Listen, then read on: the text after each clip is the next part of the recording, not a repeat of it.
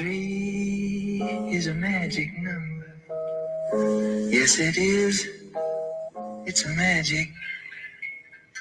Hello and welcome everyone to a triple play podcast called 3 is the Magic Number. My name is Britton Allan. I'm the host of the podcast. And today we're going to talk about some players that are ascending to the top of the order because of injuries or because of just their hot hitters right now. So they're going to be put in the 1 or the 2 or the 3 slot of their lineups.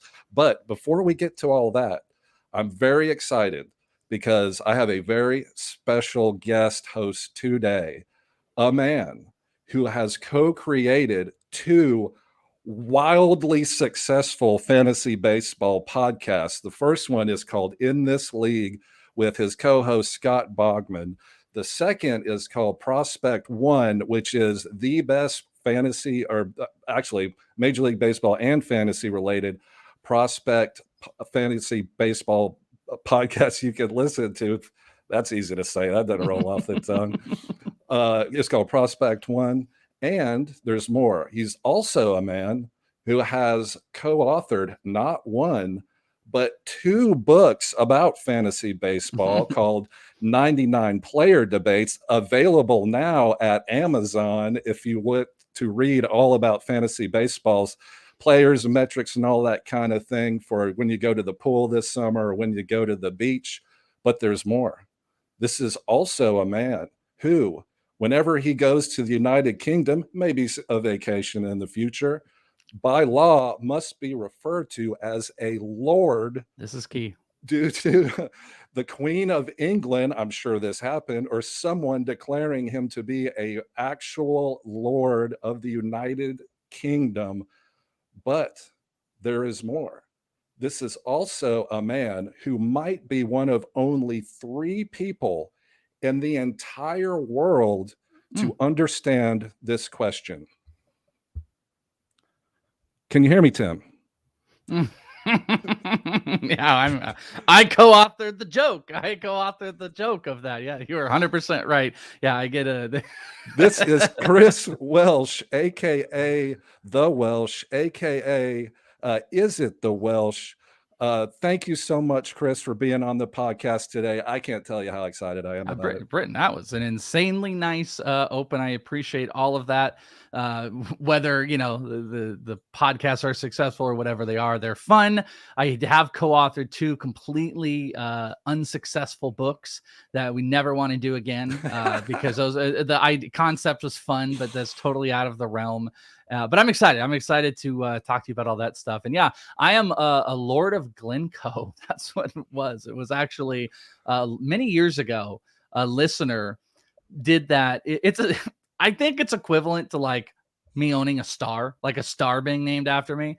It's about equivalent to that. But there's a 1 foot by 1 foot plot of land in Glencoe that has my name on it, which entitles me to be a lord. And Yes. A listener did that for Scott and I. And you know what? I've got the paperwork here somewhere. But yes, I'm the Lord of Glencoe, Lord the Welsh.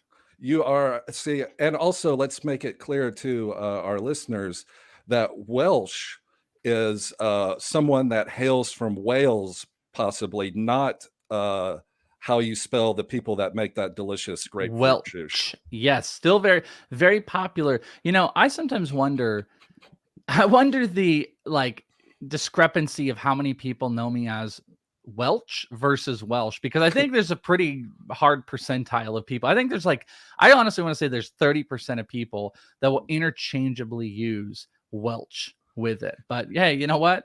Purple drink or a country or an aquatic animal, whatever it is, whatever's going to make you remember me, I guess that's key.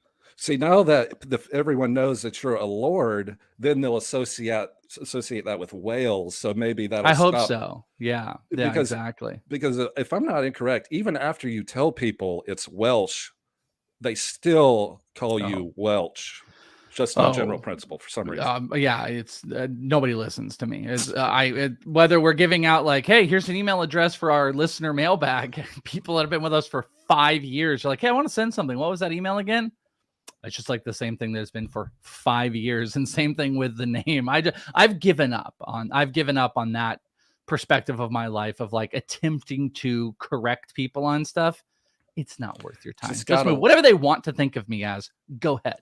Just gotta let it go. Move on, go, baby. Let it go. I liked it, by the way, that this show is dealing with the 3. I like the 3, and then you used a song with 3 in it, and it got me thinking songs with numbers in them, and because I immediately went to like 1 is the lonely, but then I was thinking, is there a 2? Maybe like twins. Like what's a song about 2? Probably. I got one. Written by Prince, performed by Sinead O'Connor. Nothing compares to you. Okay. You remember that song? Yeah. No. But see like, are they being funny with the number? Is it real? Because like 1 is the loneliest number. Then you had 3. Like we need like a hard 2 one, and we need to see how far we can count in music. That's how Prince rolled. You know, he loved the symbols. He wouldn't put 2 as in 2 That's a good point. TW. Yeah, he actually We'll have to go back and listen 2. to it again, and then we'll move on, and we'll just keep going. You know, it'll be our numerology game and see how far we can go. Well, one of the best things about In This League is that there is an actual, I wouldn't say cult following, because that's kind of a negative connotation. It's more of a devoted fan base is how I would describe it, called the ITL Army, of which I'm a member of, actually. I think quite some time too. Oh yeah. ITL. When I first started playing fantasy baseball in like 2015, back then I had to travel a lot for work, and so I would search podcasts, and In This League was one of the first ones I found, and I would listen to every single episode as I drove around for work, and I loved it because it's not the information is great, because you and Bogman love baseball. You're fans of both the human side of it, and like the I guess the metrics, like the fan graphs. All that kind of stuff. Yeah, we dip our toes a little bit in every side of where you could talk about baseball. But but it's not just like reading a fan graphs page is any fun. You guys actually have fun and make the podcast, what I love about it, which is, it's entertaining. I appreciate that. That's a tough thing that I think I battled to this day, is there's so many more we're doing a new podcast. There's so many new podcasts, and the one thing I think that has differed and has kept us unique in it is, if you would have looked at percentages of like when we started with podcasts, or a couple independent podcasts, and at that time, maybe, I don't know, let's just arbitrarily say like 70% were very hardcore numbers and stuff, and maybe not really built around like entertaining and stuff like that. And then we've grown to this exponential number of fantasy baseball podcasts.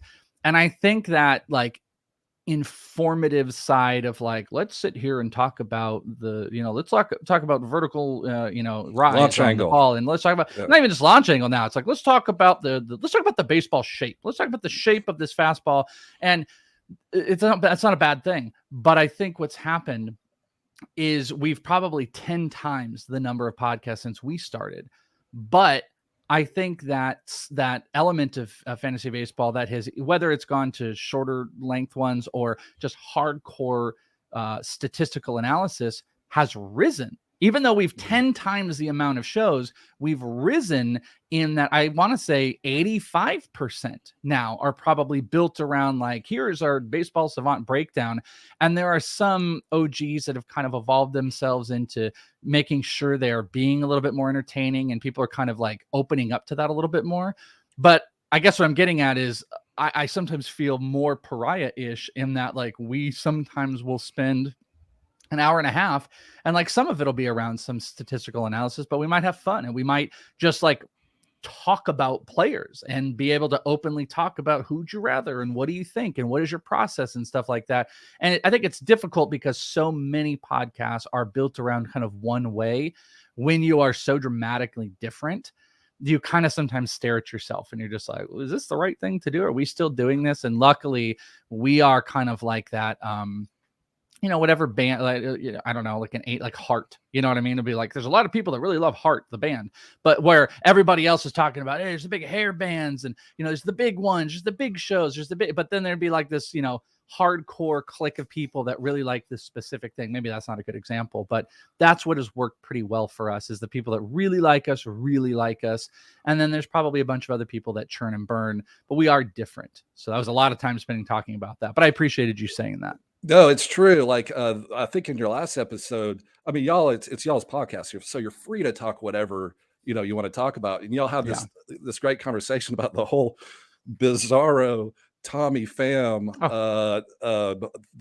Jock Insanity. Peterson. Yeah, like what was that about? But see, that's what's great, because y'all can get off on these tangents and talk about interesting, fun things without being like, and Tommy Pham's launch angle on hit against curveballs is 39%, or 300. And some people need that, and some people need that, and some people that's all that they want, and that's the difficult thing. It's a good for anybody listening is you should find a balance, but also there's an element of finding your niche, and because there are people that don't want entertainment. There's people that only want to hear who's the next guy. There's people that just want to hear the stats.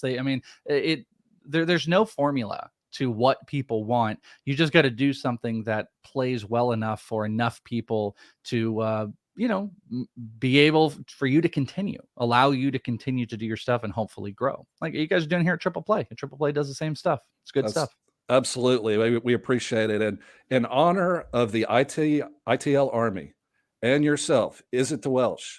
Okay. I wanted to see if you wanted to play ITL Jeopardy. And hang on, one more.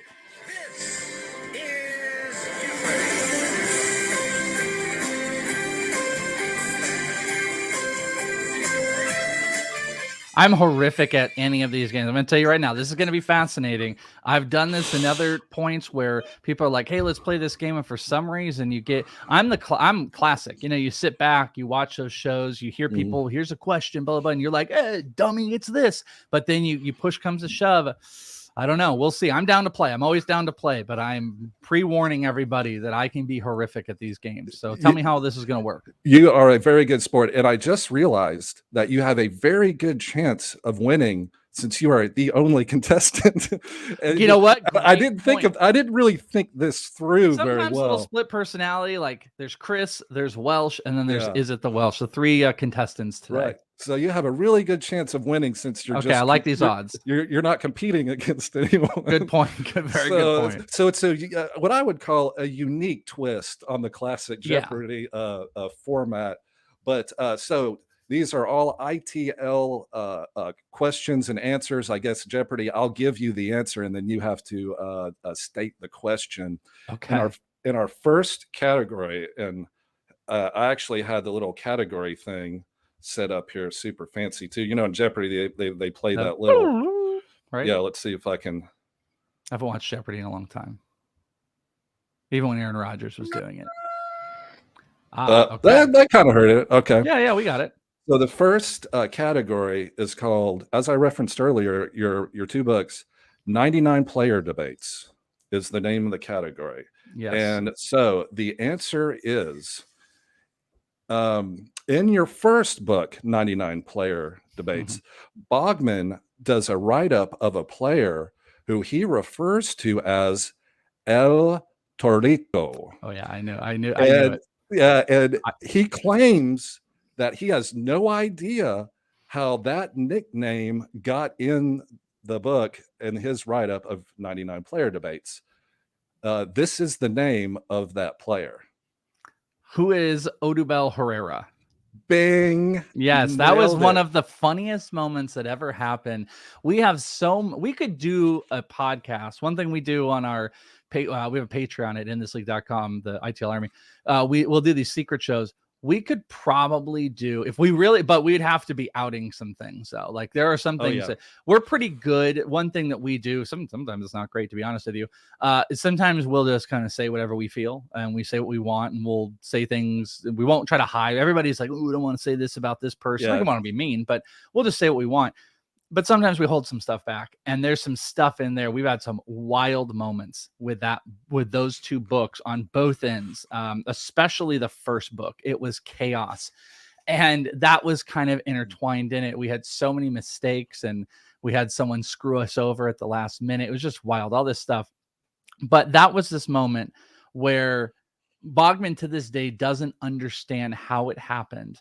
I don't know if he was like reading some stuff and typed it, he autocorrect, but we had this moment where all of a sudden it was pointed out. We look, Odubel Herrera was referred to as what was it, El Torito? El Torito. El Torito. And See. we were laughing our asses off about it because we didn't know where it came from. I thought he created the name, and then we found out it was his. It was, retelling it isn't as chaotic, but there was literally so much chaos around it that having this weird nickname pop up that we had never heard before at that time with Odubel Herrera was a classic. And I felt like you were going with that one. So that was a layup for me. After 99 player debates, everything you probably got delirious of reading, everything about these players. There's no telling where it came up. I designed every element of the first book, every single element. The second book, we had massive help. We're not doing it again, but the second book was so much better. We had someone with like skills and talent. I did every single element of it. And people might not know this. Every page of that book was done in Photoshop. They were images. So I was doing text and stretching and images because we had this boxing theme. It was player debates, player versus player. And the player cards with the guest scores. Yeah, we had guest scorecard. Yeah, it was a fun concept and stuff like that, but it was chaos with it.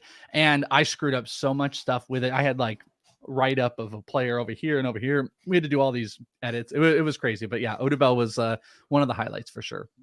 But that ties into our second question, which is, this is what El Torito means in Spanish. I was going to actually look this up as we were talking, and I would have ruined the question. And I'm forgetting. El Torito, was it like... Don't worry, this isn't timed or anything. So. Yeah. What is... Oh, gosh. Was it like, what is the fireman? I don't know. I don't remember. What is Little Bull? Little Bull. I think that's why we were laughing so hard, because it was so ridiculous. I thought he made that up, and when we found out it was Little Bull, I died. Okay, good pull there. It's hilarious. I don't remember how many years ago that book was, but I still remember that to this day. That was 18. That was we did one in 2018 and we did one in 2019. And then the pandemic really helped us not do a 2020, and then we put that aside and into some other things we were going to kind of do. Again, it was a fun concept. I think it intertwined the industry and stuff like that, but yeah, it did. People just weren't interested. It didn't, like, when it came down to the amount of work it took to do it versus how many sold. Maybe it was our popularity at the time or something like that. Maybe we were too ahead. It wasn't quite worth it, though. It was fun. It's fun to look back on.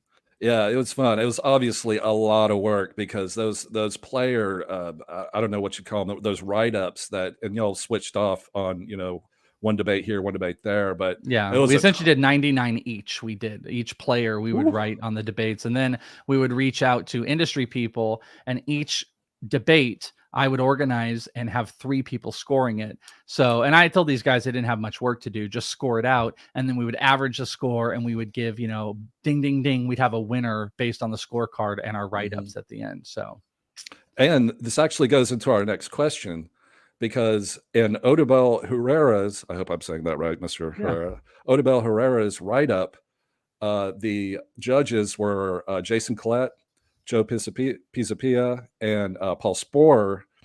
And this player that Odubel Herrera went up against won 2-1. Do you remember which player he went up against? And if you don't, I can give you some clues, because there's absolutely no way you can possibly remember that. There's one player that's jumping to my mind right now, but I don't know if it was. I'm going to take a guess, and you can give me a hint, and I'll take one more guess. Perfect. Who is Christian Yelich? And I hate to sorry, he is a active player for the Tampa Bay Rays. He's who did we put him up against? Who is Manny Margot? Ding, ding, ding, ding, Yeah. ding. You got it. Yeah, that's what it was. Oh, that was a fun one back then. That was a pretty good one. How in the world could you remember that? That is Yeah, crazy. well, I mean, man, I just like because I'm a Manny I push Manny Margot to go in there. So and there's not. I mean, also you get that's a pretty big hint you gave me. There's not many others. I'd be like Kiermaier, Yeah, Manny okay. Margot. So, Right. but Manny was definitely at that jump started me. All right. Well, we can go on to our. I think you got 2 out of 3 there. Which is really good. So I guess we can go on to our next category. And unfortunately, my little ding, ding, ding thing went away. But the next category is one near and dear to your heart. The category is simply Bogman. Oh, yeah, this is very important to me. So the first question is the answer. Recently, Bogman moved to Texas in order to be closer to harass his good friend Paul Sporer. That may or may not be true, but it is true. He did move to Texas. Yeah. So the name, the city name the capital of Texas.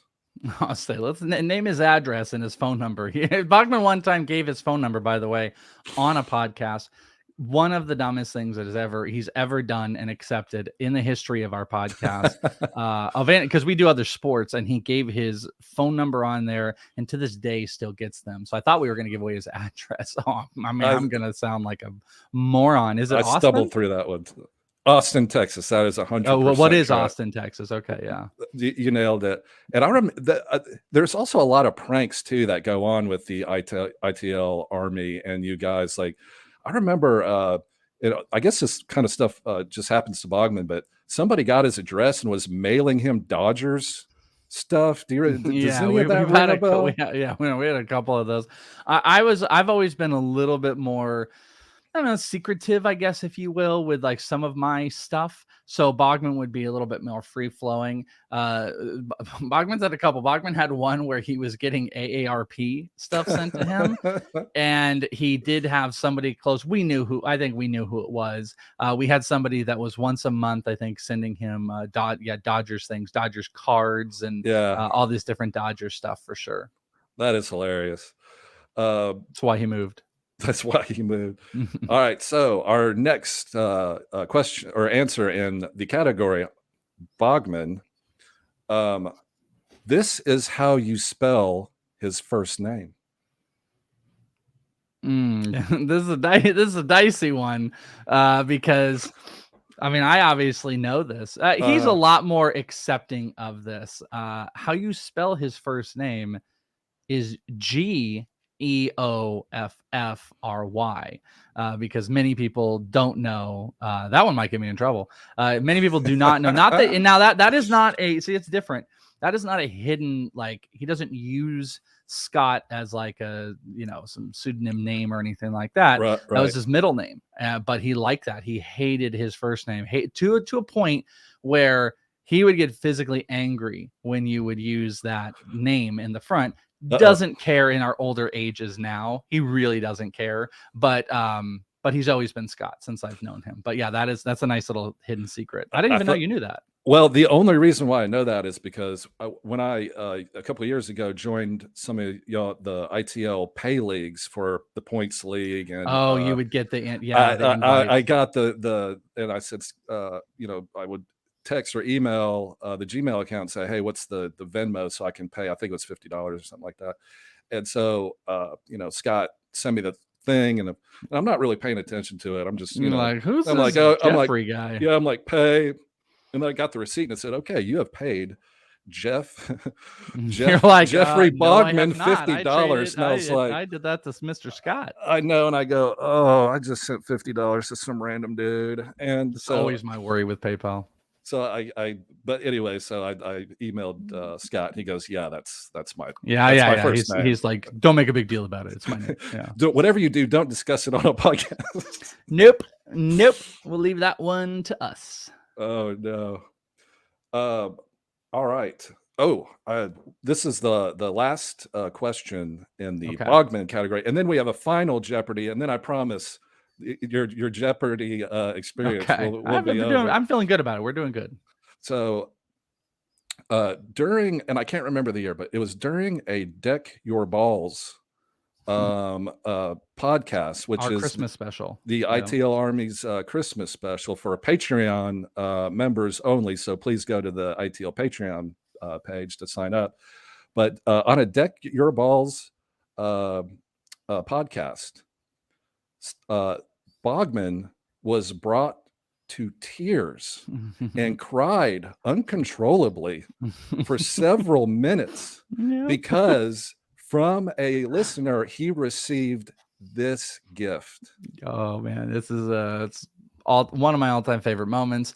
Never forget it. What is replica Pittsburgh Steelers championship rings he got, which were all six. He got this case and he opened it up, and mind you, the special is around us getting kind of wiling out a little bit. That's why it's behind a paid thing too. So right. Bugman was a couple sheets deep, and apparently those rings put him over, and he was touched. Yeah, he was touched. Bogman's gonna love this episode. Let's talk about his real name. Let's talk about when he was crying. I love this. Yeah. I could do this Bogman category for another 20 minutes, 2 hours, maybe 2 days. Well, I hope I'm pretty sure Bogman is a good sport. He may not. I hope it's okay. It's all in good fun. Yeah. But yes, that is exactly right. You nailed the Bogman category, probably because y'all are real good friends, lifelong friends.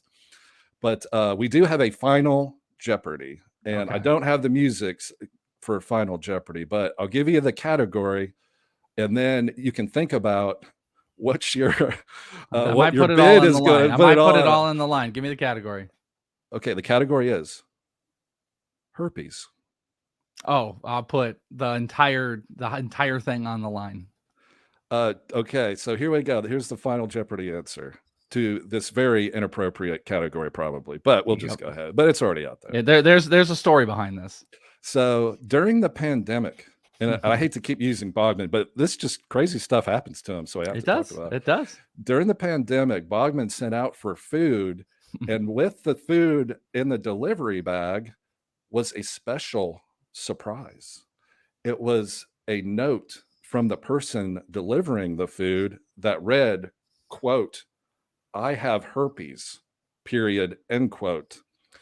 And assumably, on the other side of the note, the person wanted Scott to enjoy his food, one, but number two, while he was enjoying his food, apparently, watch her YouTube video about her herpes story. Yep. Wow, that happened. So the answer is name the restaurant where he got the food. Oh, now I don't remember the restaurant, but I remember the company that he used. That's if you have the restaurant, that's actually, I might lose this because he used DoorDash.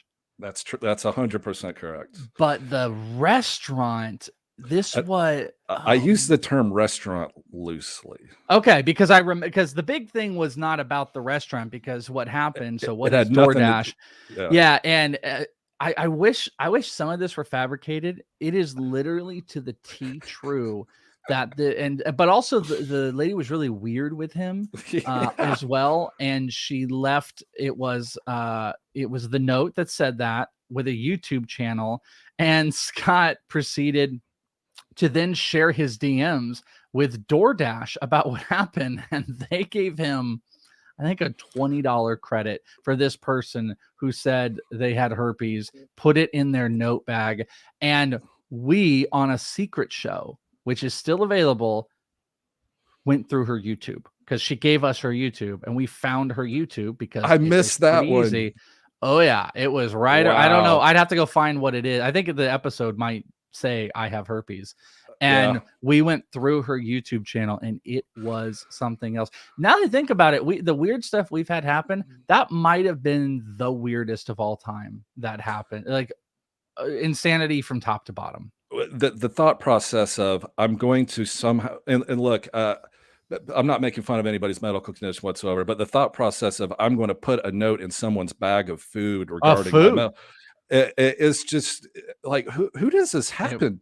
How does this happen? He just, the stuff that happens to him is it is chronicalized. We make sure on the In This League stuff. It was, I mean, it was quite a while ago, but it was, I guess it was like a year and a half or 2 years ago, but it was insane, and to a point of just disbelief, complete disbelief. But it happened.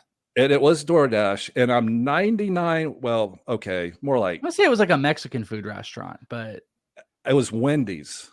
Is what I remember. You know what? I think you're right. Yeah, just burgers and fries. Nothing. I don't know. I think you're right. I'm like 71% that's true. I'd have to check. I think it was Wendy's, but it was 100% DoorDash for sure. And he tweeted them. And no fault of Wendy's, they make delicious burgers. It's just, Yeah, he didn't message Wendy's after that, which, you know what? Wendy's got a good social media account. He probably should have. It was DoorDash, and I think he got, 20, 25 bucks credit for that. So one of the craziest things on the planet. That chick's car blew up too. What? And she had a video of her car blowing up on her. It's again, unbelievable just path it goes down. And that is somehow Bogman and I have put ourselves in that. You know what? Good storytelling of In This League. Why we're not all analytics and breakdown, where we're insanity sometimes. Best of luck to that lady. I hope for the best, and I hope she got a lot of clicks because of you and Bogman. A lot of something. So you nailed that with the DoorDash. So that's another correct answer. I think it's fair to say that you dominated the ITL army. I'm pretty proud of myself, that especially being like my thing. I'm glad that I'm still in tune with my own stuff after 8 years of doing it. Well, I don't know how we're going to transition a segue. I think just got to do it to the three players that we're going to discuss today. But I guess how you go from herpes to this next player is just by saying the Pittsburgh Pirates. And there's one player who I remember recently, about a week ago, I saw, just a blurb come up, Pittsburgh Pirates prospect called up, and I go, O'Neal Cruz. Here we go. I was like, O'Neal Cruz, he's 9'8". He hits the ball's harder than anyone else on the planet. I was like, oh, they brought him up. That's so exciting. And then as I read a little bit more, it wrote outfielder. And I was like, oh, well. You're like, well, they've been working him out in the outfield. Still could be. I was like, okay, maybe he's outfield. Maybe, hey, Travis Swaggerty. Come on down to Travis Swaggerty. Been waiting on him for years. None of those things. It was a gentleman named Calvin Mitchell, also known as Cal Mitchell. And so I'm very happy that you're here as a prospect guru who can answer this question. I'm betting. Who the heck is Cal Mitchell? Yeah. Okay. Cal is actually somebody that I've stubbornly, so I have a top 500 prospect list I've done for a long time.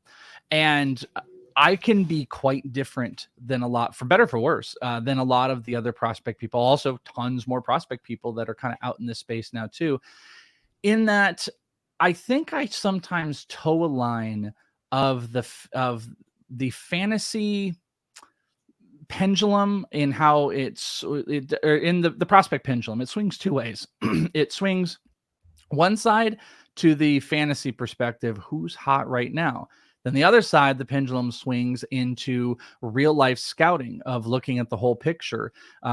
Real scouting does a lot of evaluation on defense. They'll devalue a outfielder regardless of hit tool if they can't play center field. Catchers get valued more. But also, something in real prospecting is the time that this takes. You build in factors to guys. You build in body growth. You build in certain levels of approach. Does this guy have command early on? Does this guy have a really good hit tool that needs to develop power? Developmental stuff. Yeah, process. And those have swung very far in opposite directions, which I find interesting because I feel like when I first started doing it, they towed very close. They were very close. I remember very first episode of Prospect One I ever did was with Jonathan Mayo. And I was kind of having that conversation with him. At the time, Ahmed Rosario was like the number 2 prospect on their list. And I really poked at in a nice way, poked at him about that, being like, listen, like Rosario, it's so defense. And he admitted, he's like, oh, well, if we were talking fantasy, I suppose he wouldn't be a top 20 prospect. And that was kind of what I was attempting to do, was bridge that gap between. And what's interesting now is that gap, it's black and white at this point. It's not the same thing. And it is people, again, not wrong, that look at the stats and can make evaluations on stats and say, this is the guy to pick up. But I think a lot of the is lost in the full spectrum of guys. So I'm saying all of this to say that I think I kind of fall in a middle space where I still look at many prospects from a full evaluation standpoint. So I'm less likely to have guys fly off my list over years if I've liked them. Esteury Ruiz is a perfect example. That is someone that I've had on my list since 2017. I saw him in person. I guess I saw him get traded from the Royals to the Padres playing in rookie ball, and I absolutely fell in love with him. Skyrocketed up my list. Over time, he kind of fell down, had a really poor year like in 2019, and then he kind of like just came off, and then he started to scoop back, and he's having an insane year right now. I mean, 30-something stolen bases. He's hitting over 300. He's moved to the outfield. He's clicking.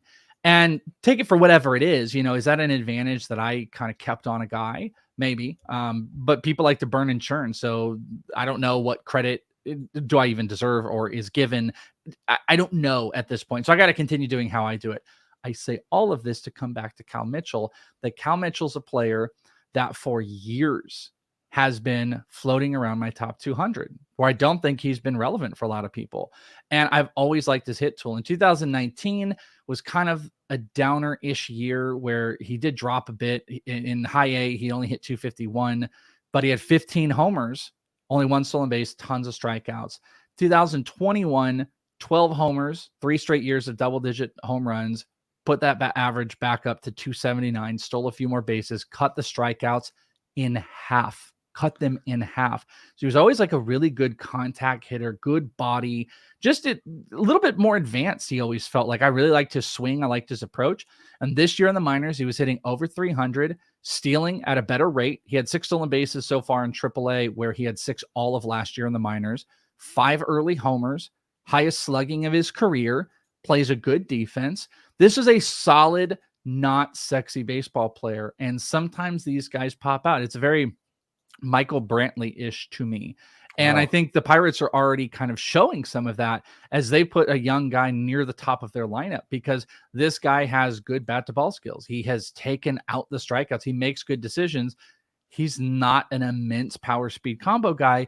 And that's what gets lost in the sexiness sometimes. Body projection, he was kind of always there. And it was in a, there's a lot of other good guys. Cruz, obviously when he got traded there, Travis Swaggerty had kind of taken that mantle. And then, I'm completely drawing a blank. There's one other guy I'm going to look at him real quick that kind of fell off the list that I always dug. And he was kind of similar. Sorry, I'm just pulling up my list. No, it's cool. I always thought Swaggerty always had a lot of buzz. He did. Him. He did. Had an injury. It was Cal Mitchell and Lolo Sanchez. That's the other one. Lolo Sanchez, those two. Lolo, he's moved down my list, not off. He's in AA, hitting 267, 2 homers, 6 stolen bases. But that was another one of those guys that would put up some decent counting stats. And he hit 17 homers last year and would steal tons of bases. He had 3 straight years of 30 stolen bases. But Lolo and Cal Mitchell were both 2 kind of unheralded players. And he's getting an opportunity. And this is just one of those guys that he showed growth. Is it been sexy? No. But 15 homers in 19 with 142 strikeouts, 251, not great. The next year, he almost had the same homers, cut the strikeouts in half, batting average came up. Those are good signs with good defense. So this is a real contactish guy. So if your question is like, hey, what type of player is this? I kind of think maybe it's the boring comp, and there's a few players that have it, but it's like that Michael Brantley type. I think he can 10, 15, maybe he stabs into 20 homers. I think he can hit for a high batting average, seems to be making some good early-ish decisions, though he's only hitting 200, not a ton of counting stats right now. But I think he's given an opportunity. I wouldn't call myself aggressive on him, but he should be a monitor. 23-year-old who got pushed above a lot of other guys that could have been applicable here, I think is something to watch. And the Pirates have done this with a few guys. Sawinski is really interesting. Cal Mitchell is interesting. And I don't know truly if that organization it has any dominant outfield stuff, even though that they're attempting O'Neill Cruz. O'Neill Cruz they want out there. He doesn't want to be out there. Right. But the rest is a lot of infield guys or guys that are further away. Lonnie White's far away. They got a lot of other developmental players, infielders, Liver Peguero, Henry Davis is a catcher, Nick Gonzalez. So they need outfielders, and they're going to give him a full opportunity. And I'm kind of a fan. I'm kind of a fan of Cal. Yeah, that's why I brought him up, is because I saw him batting leadoff at least a couple days in a row, and he's DHing at the moment. It looks like he's going to stick around. I know Ben Gamel's hurt, and it looks like Calvin's gone, I think, 1 for 9. He went 0 for 4 yesterday, but he did steal a base, so that's good. But they bat in his short time, which is interesting. Here is how he, or you know what? I guess I'm looking at his full scope. So in the majors, he has batted 8th and he's bat 1st. Those have been his 2 spots. But through the minors and majors, he's bat 1st, 2nd, 3rd, 5th, 6th, 7th, and 8th through the minors and the majors this year. That's quite a run in 2022. Can put them all over. That's exactly right. And as a side note to this, and this kind of made me sad and hate to bring it down, but did they DFA Cole Tucker? They did. I love Cole is such a cool dude. He's such a cool dude.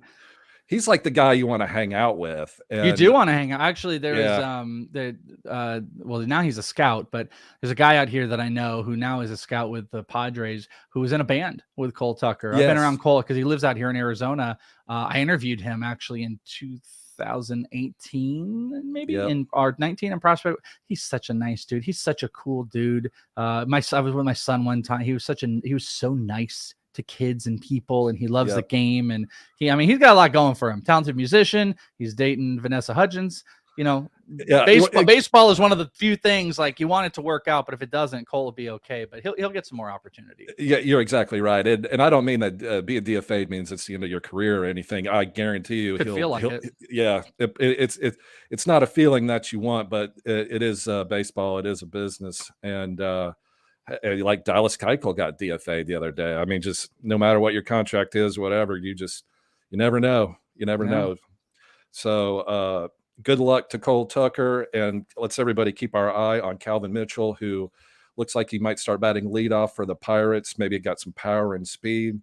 The next player I want to talk about is near and dear to your heart because he's on your team, the Arizona Diamondbacks, Josh Rojas, who is currently playing third base every day for the D-backs, and for the past week has been batting second. So that is literally the prime spot in a lineup to hit, where you maximize your chance for RBIs, you maximize plate appearances, all that stuff. He's also I didn't mean to interrupt you, but like a better team, he would probably be hitting even lower if they had better stars, because Ketel Marte, in theory, should be batting 2.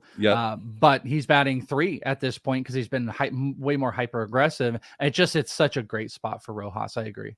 And he's got a great batting average. He's batting almost 300. If you look down his page, he takes walks. His WRC plus is 133. He's just playing great. That's I guess it doesn't take a rocket science, which I am not, to look at all that stuff and say, hey, he's batting second every day for the Diamondbacks. Power, speed, taking walks, have a good average. It's just kind of all there. But since he's on the West Coast, maybe, and doesn't play for the Yankees or the Red Sox, he's kind of under the radar. But this guy is, I'm not going to say a 2020, but I mean, I'm not going to say not. No, I think that's the space that he can be in. He's also become just a much better hitter. I mean, like, the reason he's hitting 2 is a lot of the changes he's made. He's swinging overall zone. I mean, all of like the swinging chase percentages down, career lows, 18% chase percentage, where he sat around in the mid 20s. his zone, outside the zone swing percentage down. He's swinging at first pitches dramatically less. His overall swing percentage has dropped almost 4%, while he's making better use of they call it the meatball percentage swing at 88.2%. I mean, he's just making better decisions with the ball right now. And he's not sexy, but perfect number 2 in a lineup. I'll tell you, here's the one thing I don't do a lot of the like, I'm going to construct all these tweets and share all this stuff. Like, I like to just talk about it on podcasts. I think we're so oversaturated with stuff in general, but they're super helpful, super useful. And I was thinking about constructing one because I was looking at it this morning because I just get so frustrated with the Diamondbacks as a fan. They are, let me see if I still have it up. I think I do. They are the 5th worst in baseball in stolen base attempts per game. 5th worst. These are the bottom 5 teams. So let me see if you see a correlation. There's going to be one team that doesn't work here, but here's the bottom 5 teams in stolen base attempts. Ooh. Arizona Diamondbacks, the Boston Red Sox, the Colorado Rockies, Minnesota, and the Detroit Tigers are the worst. Little correlation outside of Minnesota of struggling under 500 teams. Right. I would say Minnesota, the one caveat I did find, they're top 12 in homers per game and top 13, I think, in runs scored per game. So their offense is just so much more powerful. That's the thing that's frustrating about Rojas. If this team would just get over themselves and just allow these players more manufacturing runs, which Torey Lovullo doesn't do, I think Josh Rojas could be like if we're really being honest, I think he could be like a Whit Merrifield type. I really think he could steal 30-plus bases. He's got some more pop in there, hitting in a prime spot, but he's capped. So that's how you have to. I approach Josh Rojas. I think there's some other guys that are. I keep thinking about this. I've thought about it for a while. Someone asked me like a month ago, would you drop Gleyber Torres for Rojas? And I said yes. Like, Gleyber's been pretty hot, and he's been doing pretty good. But still in the context of like 5x5 fantasy, I think at the end of the year, you're still looking at Rojas. I think Rojas is the type of guy. He's going to hit for a good average, score a decent amount of runs. He's going to have some power. Maybe he's 15-15. He's the sole base stealer, but it's a good spot because you got Ketel Marte, especially as he started to click in May, which he has, and you want a good hitter behind him. Dalton Varsho is a killer leadoff guy. It's just a great opportunity for Rojas, who is not a special, but he's a solid, complete player. And he's making better decisions, and this is the spot that you want him, and he's succeeding at it. Couldn't agree more. And Christian Walker, I'm not sure if he leads the league in home runs, but he's been, hitting dingers. David Peralta's kind of having a little bounce back. I was looking at him the other day, but Josh Rojas has so much potential. Like, if you have a middle infield spot, well, I guess, like Javier Baez, like, get that, that's just his name. His stats, he should not be a roster player, but it's kind of hard when you spend a draft pick on Javier Baez. Also, Baez is the type of guy though that, like, in a month he can do what like Lindor or Betts have been doing. He has that in him, but he's been he's been frustrating. Raw's just great because he qualifies at so many different positions, and he's going to play every day. Have third, he's got short, he's got second, outfield. I mean, he's very, very valuable, and he's kind of showing. It's a good name to pick here. Yeah, he's got a lot of potential, and I think, and not to pick on Baez, but I think he's got kind of a lingering injury. But the last but not least, now this guy is kind of the talk of the town. I'm sure you've probably talked about him on your podcast. Christopher Morel for the Cubs. Wow, he's on a 9-game hitting streak, batting leadoff. He had 4 stolen bases last week. He'll get your runs scored. He's been one of the hottest players in baseball. What do you think about Christopher Morel leading off for the Cubs? I think he's very, very interesting. He's very exciting. This was not seen, I think, by many. Body projection type, previous production type, maybe unless you're a hardcore Cubs guy. He really wasn't on big radars. I mean, he struggled, to be honest with you. And he's just put together a really solid year. If you're looking in previous seasons, in 2021, through 2 levels, he hit 223. He had 18 homers, 18 stolen bases. That's good. Yeah. But double and AAA, he's not overly old or anything. He's actually pretty young for those ages, but he struggled at both levels. More mightily at AA and only hitting 223. He had a 284 season in 2019, but 220, 216. I mean, he's always been kind of struggled there. He developed more power, stole a few more bases. He's a crazy pop-up guy. He's hitting the ball really, really hard. He is very, he's an electric type of player. There's an energy to him. The only worry I have, like you can look and he's already, it's not qualified, but he's in like the top 10% of max EV. So he's hit the ball really hard, which is great. That's what you want. You're going to maximize your ability with a double-digit launch angle, which he's got. He's got an over. I mean, his average exit velocity is 92, which is pretty impressive. That's great because including like grounders and stuff. Here's the only thing I'm going to be careful about with him and watch as people are anointing him is he's hitting 387 against fastballs right now, which is an insane number.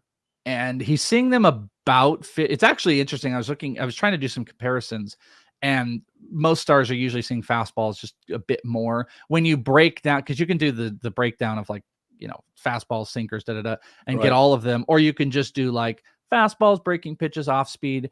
And there's a bigger mix when you get down to the granular pitches. But if you just do this, most guys are seeing over 50% fastballs. But here's my point. He's hitting 154 versus breaking pitches, which is 30% of his pitches, and 21% of pitches are off speed. He doesn't have a hit.